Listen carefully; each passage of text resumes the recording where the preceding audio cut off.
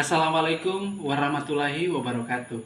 Salam sejahtera untuk kita semua. Shalom. Kami mahasiswa Universitas Patimura, PSDKU Aru, Program Studi Pendidikan Guru Sekolah Dasar. Kami dari kelompok 6. Di sini kami akan membahas tentang perspektif siswa 5 pada masyarakat Kota Tual. Tetapi sebelum itu, perkenalkan nama saya Eliezer Jelarpoin dan di sebelah kiri saya Yomi Mamangar.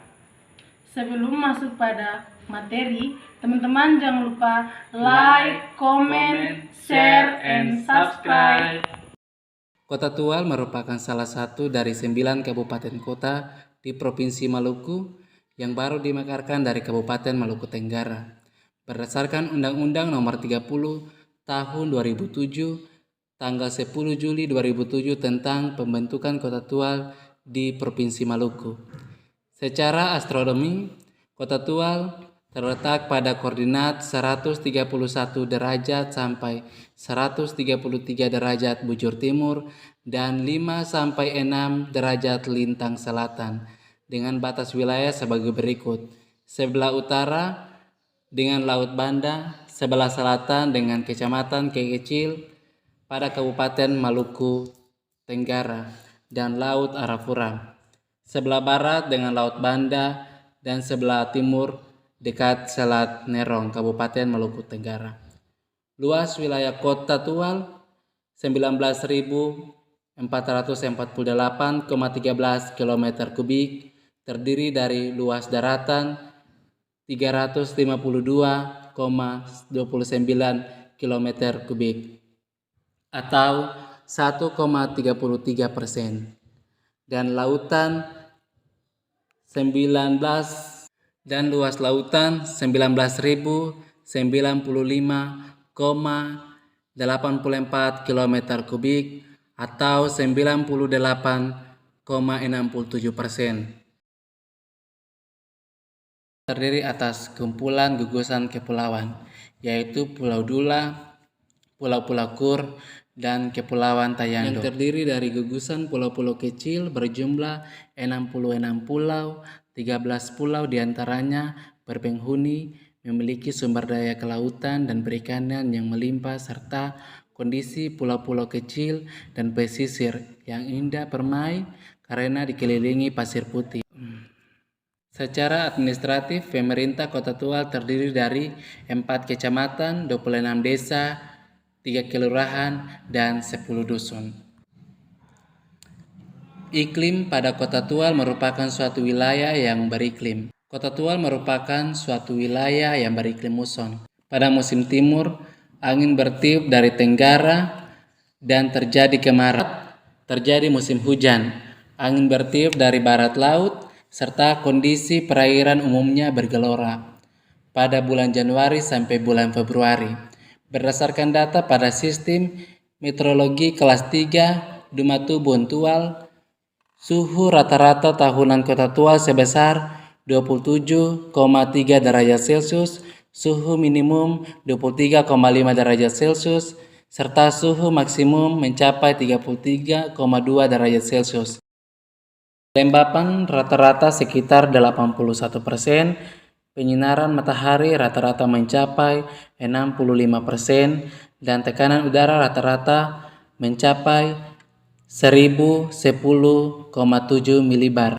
Curah hujan tahunan pada daerah ini berkisar antara 2000 sampai 4000 mm dengan curah hujan rata-rata 2118,3 mm per tahun atau 176,5 mm per bulan. Topografi. Pada umumnya kondisi topografi pada Kota Tual beragam dari daratan yang datar hingga relatif berbukit dengan kemiringan berkisar antara 0 sampai 8% dan 8 sampai 15%. Dan pemukiman atau desa umumnya berada pada wilayah dengan ketinggian 0 sampai 100 meter di atas permukaan laut. Morfologi daratan pada kepulauan ini tergolong lantai terutama pada daerah Pulau Ur, Tayando, dan Dula, sedangkan karakter daratan yang cukup berbukit dapat ditemui pada Kecamatan Pulau-Pulau Kur. Secara demografi, jumlah penduduk berdasarkan sensus penduduk pada pertengahan bulan Juni tahun 2016 tersebar di Kecamatan Pulau Dula Selatan 41.930 jiwa, Kecamatan Pulau Dula Utara 16.011 jiwa, Kecamatan Pulau Tayando TAM 6.543 jiwa, dan Kecamatan Pulau-Pulau Kur 5.883 jiwa. Penduduk Kota Tual adalah sebesar 12,7% dan kepadatan penduduk pada berbagai wilayahnya berkisar antara 49 orang per kilometer kubik sampai 251 orang per kilometer kubik. Hingga akhir tahun 2019, penduduk Kota Tual diprediksi berjumlah 88.633 jiwa. Tingkat kepadatan penduduk sebesar 15 jiwa per kilometer kubik. Dengan perincian sebaran penduduk terbesar berada di Kecamatan Pulau Dula Selatan dan sebaran penduduk terkecil berada di Kecamatan Pulau-Pulau Kur. Penduduk asli Kua ini adalah suku Kei, di samping orang-orang asal daerah lain yang menetap di kota ini. Orang asal Jawa, Bugis, dan Makassar serta Buton dari Ambon yang menetap sebagai pedagang. Yang berikut, penduduk. Berbicara mengenai suatu kota tidak dapat dilepas pisahkan dengan keberadaan penduduk sebagai suatu komponen yang terpenting dalam membentuk dan mengendalikan kota tersebut. Berbicara mengenai penduduk dalam kehidupan masyarakat di Maluku tidak terlepas dari latar belakang mitologi yang begitu kuat melatar belakangi sejarah asal mula manusia atau penduduk suatu daerah. Mitos-mitos inilah yang kemudian dijadikan sebagai rujukan untuk mengungkap berbagai fakta sejarah yang ada di balik berbagai permasalahan tentang asal-usul suatu masyarakat.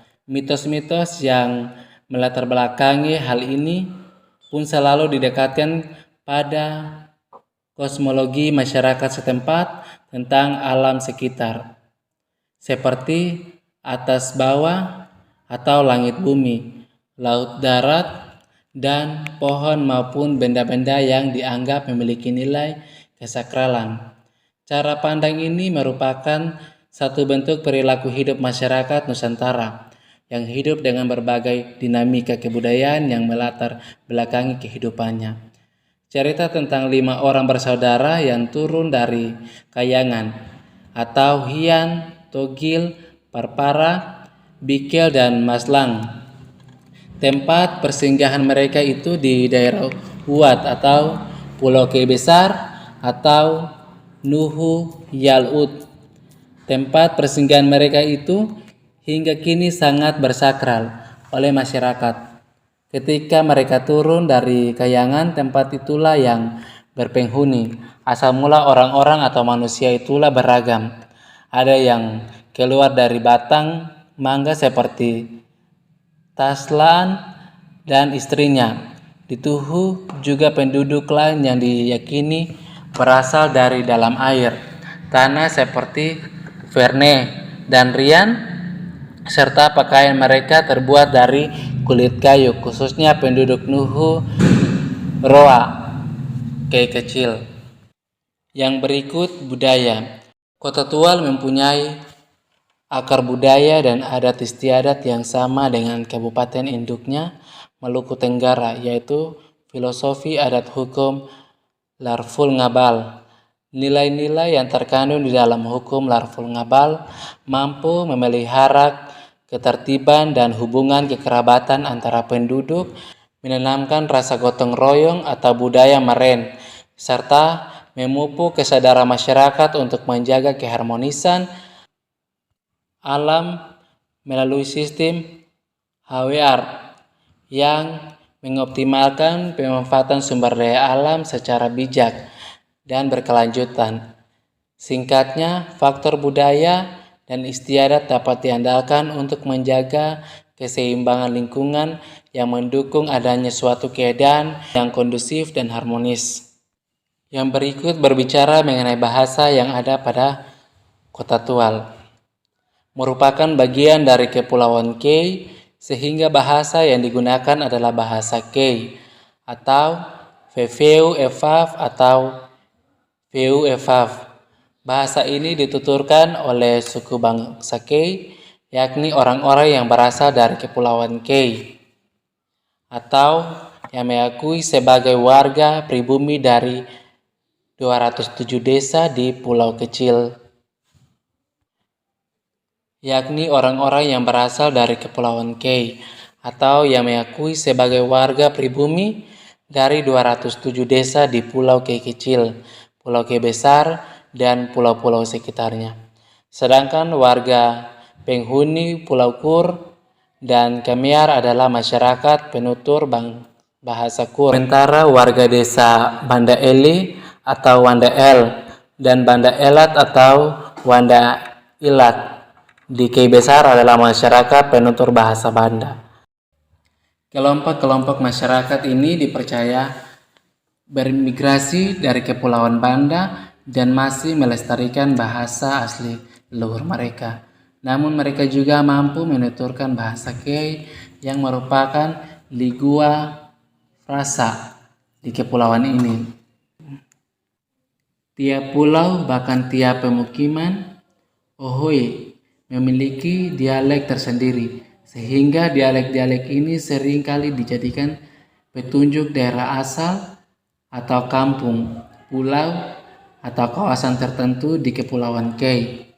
Penutur bahasa Kei, masyarakat Kei tidak memiliki budaya baca tulis sendiri. Para misionaris Katolik dari Belanda menuliskan kata-kata bahasa Kei dengan suatu bentuk variasi penggunaan abjad Romawi. Selanjutnya, sistem kemasyarakatan atau organisasi sosial dan adat istiadat. Persekutuan Lorlim dan Ursiu. Sesungguhnya merupakan suatu proses yang lahir dari penotaris antara budaya-budaya lokal dan budaya asli kelompok ini. Sesungguhnya berakar pada masuknya pendatang dari Pulau Seram dan Bali, yang kemudian menjadi penduduk asli asumsi. Ini didasarkan pada sejarah asal mula penduduk masyarakat Kei yang diyakini juga berasal dari Pulau Seram. Migrasi masyarakat dari Pulau Seram ini turut membawa arus budaya yang ada di Pulau Seram.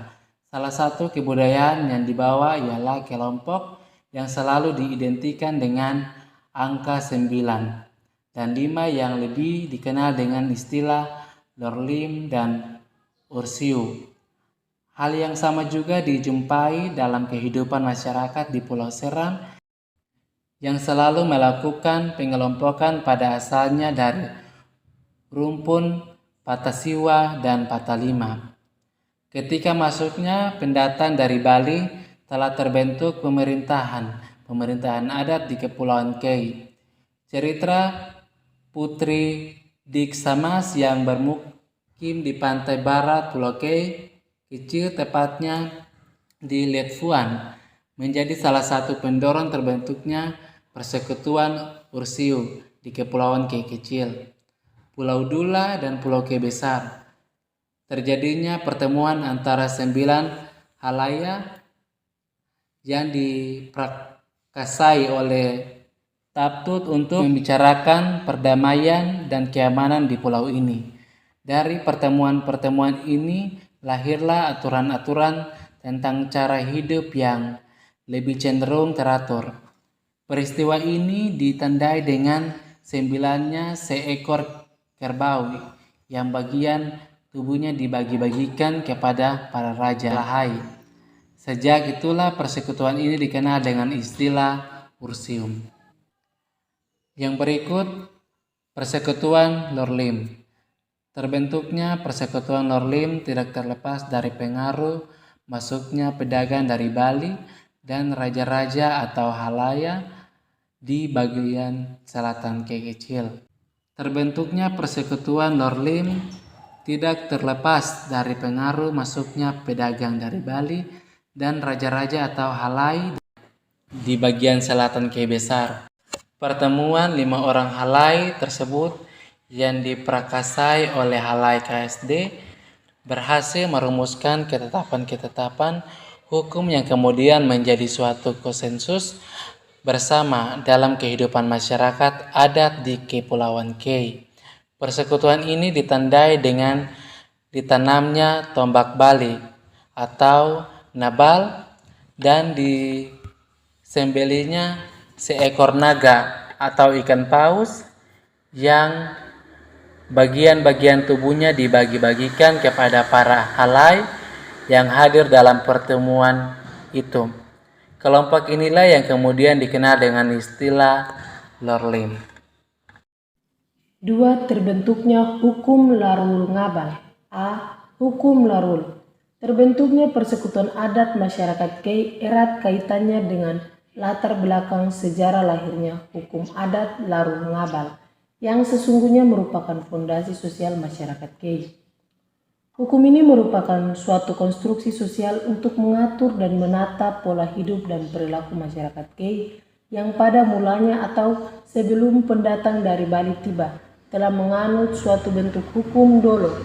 Hukum ini lebih menjurus pada tindakan-tindakan yang tidak berperikemanusiaan sehingga menimbulkan kekerasan di kalangan masyarakat Kei. Menurut Pati Kai Hatu, perilaku hukum yang penuh dengan kekerasan serta pemberlakuan hukum rimba menjadi realitas masyarakat yang nyata dalam kehidupan masyarakat Kei. Setelah masuknya pendatang atau orang-orang dari Bali, membuka babakan sejarah baru dalam kehidupan masyarakat di Kepulauan Kei dengan terbentuknya suatu tata aturan yang menggantikan dan mengikat pola hidup masyarakat yang dikenal dengan hukum Larul Ngabal. Secara etimologis, Larul Ngabal dapat diartikan sebagai lar berarti darah. Ada juga yang menyebut dengan layar. Ul berarti merah, sedangkan nga berarti tombak dan bal berarti Bali. Dengan kata ain, Larul Ngabal dapat diartikan dengan tombak berdarah merah dari Bali. B. Hukum Ngabal. Latar belakang sejarah lahirnya hukum Ngabal memiliki keterkaitan dengan pendatang dari Bali. Namun sejarah ini dalam peristiwa dan perilaku yang berbeda, namun memiliki sudut pandang yang sama, yaitu upaya untuk menata kehidupan masyarakat untuk hidup dalam kondisi yang lebih baik atau aman, nyaman, damai, dan sejahtera. Kedatangan para pendatang dari Bali jika diteliti sesungguhnya tidak serempak namun bergelombang. Hal ini dapat dipahami dengan kehadiran saudara Kasdeu yang bernama Jangra dan keluarganya di pantai barat Pulau Kei Besar. Dalam kedatangan rombongan ini terdapat pula salah seorang putrinya di Somar. Kabar tentang kedatangan Jangran dan keluarganya tersebar di kalangan masyarakat di pesisir barat Pulau Kei Besar sampai ke ujung selatan Kei. Terlebih kabar tentang putrinya yang cantik itu. C. Sistem pemerintahan adat. Sebelum terbentuknya hukum adat Larul Ngabal di Kepulauan Kei, sudah terbentuknya sistem pemerintahan adat. Namun sistem pemerintahan itu belum tertara secara baik. Pola hidup dengan mengedepankan hukum rimba lebih cenderung ditonjolkan dalam upaya mempertahankan ekstensi kelompok maupun pribadi. Dalam praktek hidup masa ini, praktek hidup manusia memangsa manusia sangatlah kuat. Perlakuan yang kuat menguasai yang lemah. Mayoritas menguasai minoritas menjadi dinamika yang sering dampak dalam perilaku sosialnya. Pemukiman mereka biasanya terletak pada daerah-daerah yang sulit dijangkau dan dikelilingi oleh tembok-tembok batu yang dijadikan sebagai benteng. D. Fase setelah lahirnya hukum Larul Ngabal. Setelah terbentuknya hukum Larul Ngabal dalam kehidupan masyarakat adat di Kepulauan Kei, terjadi perubahan dalam sistem pemerintahan masyarakat adat di Kepulauan Kei, di mana pemimpin yang yang tertinggi dipegang oleh seorang rat atau raja yang memiliki daerah kekuasaan meliputi beberapa ohoi yang dipimpin oleh seorang halaai. Pada fase ini tercipta suatu tatanan kehidupan masyarakat yang telah teratur serta memiliki rasa solider yang tinggi terhadap orang lain. Perilaku hidup yang menghargai hak-hak kemanusiaan orang lain menjadi realitas yang terwujud dalam berbagai dinamika sosial yang terjadi dalam perilaku hidup masyarakat.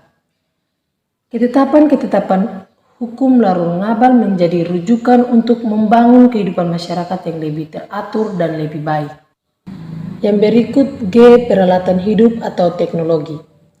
Akses informasi dan telekomunikasi di Kota Tual dapat dilakukan melalui satelit dengan menggunakan telepon seluler dan jaringan internet.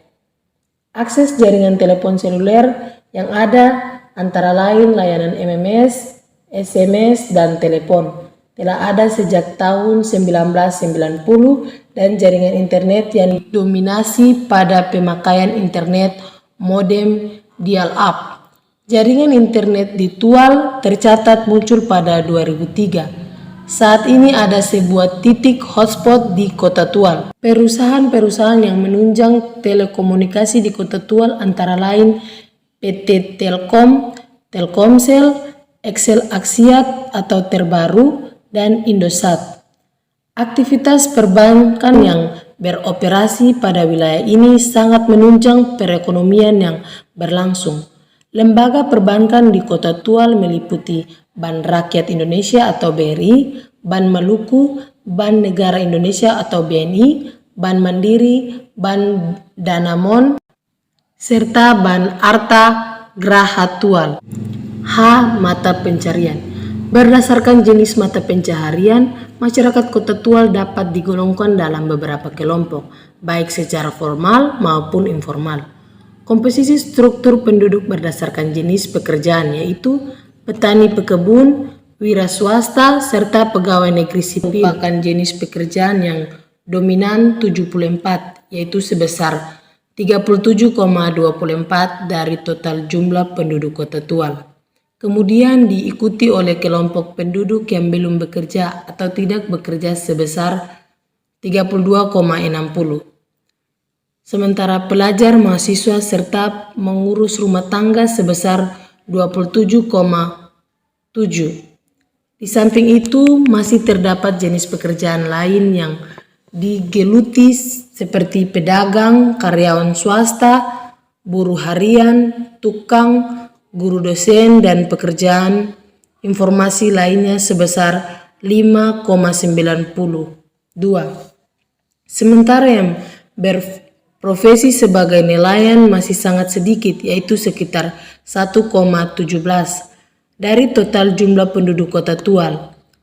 Khusus untuk yang berprofesi sebagai nelayan, jumlah penduduknya yang bekerja sebagai nelayan adalah 826 orang yang terdiri dari nelayan sebanyak 739 orang dan buruh nelayan sebanyak 87 orang. Kondisi ini tentunya sangat ironis bila dibandingkan dengan potensi sumber daya kelautan dan perikanan Kota Tual yang tersedia yang seharusnya menjadi salah satu lapangan pekerjaan dominan di Kota Tual. Yang berikut I. Sistem religi. Islam merupakan agama pertama yang menyentuh Maluku. Islam dibawa oleh para pedagang Aceh, Malaka, dan Gresik antara tahun 1300 sampai 1400 Masehi dan menyebar sampai ke Tual dan beberapa daerah Maluku lainnya. Setelah itu disusul dengan agama Kristen Katolik pada tahun 1523 sampai 1546 Masehi dan agama Kristen Protestan pada tahun 1605 Masehi. Yang berikut J. Sistem pemerintahan.